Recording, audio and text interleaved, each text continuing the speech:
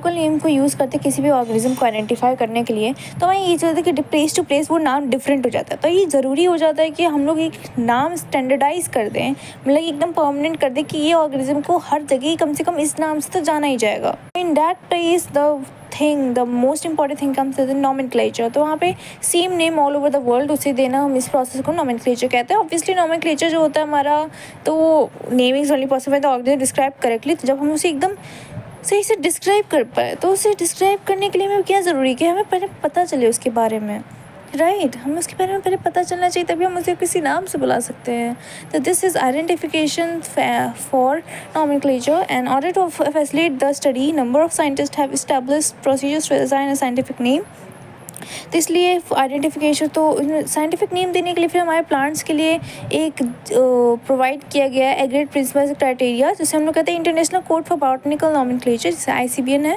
And उसके animals के लिए हमारा international code of zoological nomenclature, this is ICZN। तो these thing like these are like कि ये हमारे रूल्स और प्रिंसिपल्स कंटेन करते हैं, जिसके बेसिस पर हमें किसी प्लांट और एनिमल को नेम करना होता है। And then we talk about scientific names ensure that each organism has only one name. वो इंश्योर करता है कि जो भी ऑर्गेनिज्म है उसका एक ही नाम हो पूरी जगह पे, ताकि उसे जाना जा सके। Name has not been used for any other organism. और ताकि ये भी देखना है कि वो नेम किसी और ऑर्गेनिज्म के लिए गलती से यूज़ ना हो जाए, ताकि कन्फ्यूजन हो जाए, ऐसा कुछ ना हो। तो ईच नेम जो दिया जाता है हमारा इन ग्रुप्स के द्वारा, तो इन्हें कहते हैं जेनरिक नेम। और इसके दो कंपोनेंट होते हैं, एक होता है जेनरिक नेम और एक होता है हमारा स्पेसिफिक एपिथेट होता है। सिस्टम ऑफ क्लासिफिकेशन को हम लोग कहते हैं बायोनॉमी नॉमेनक्लेचर।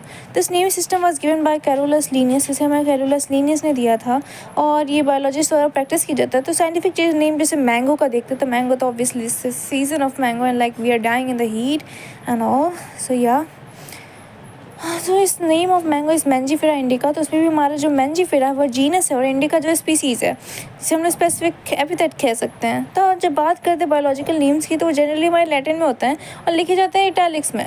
दे आर लैटिनाइज्ड और derived from Latin respective of the origin. ठीक है, वो कहाँ से भी ऑरिजिन हो, कोई घंटा फ़र्क नहीं पड़ता, हमें लैटिन में चाहिए। अब क्यों चाहिए तो नो वन नोज, बट या लैटिन, ठीक है, क्योंकि वैसे लैटिन को डेड लैंग्वेज माना जाता है शायद इसलिए भी।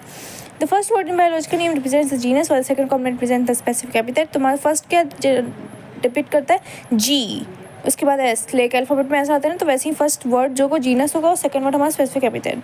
अब both the words in biological name when handwritten, जब हाथ से लिखे जाते हैं तो उन्हें सेपरेटली अंडरलाइन किया जाता है, या तो फिर उन्हें सीधा सीधा प्रिंट ही किया जाता है इटैलिक्स में, ताकि उनके लैटिन ओरिजिन को शो किया जा सके। तो ये पॉइंट्स हमारे मेन, जो कि हमारे यूनिवर्सल रूल्स में आते हैं नॉमेनक्लेचर के, एंड फॉलो किए जाते हैं नाम रखते वक्त।